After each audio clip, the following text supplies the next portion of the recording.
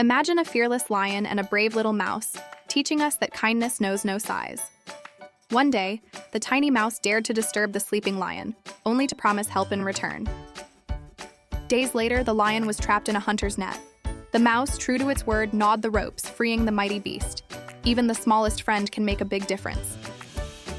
Moral of the story: no act of kindness is ever wasted, and greatness can come from the most unexpected places. Believe in the power of every small action.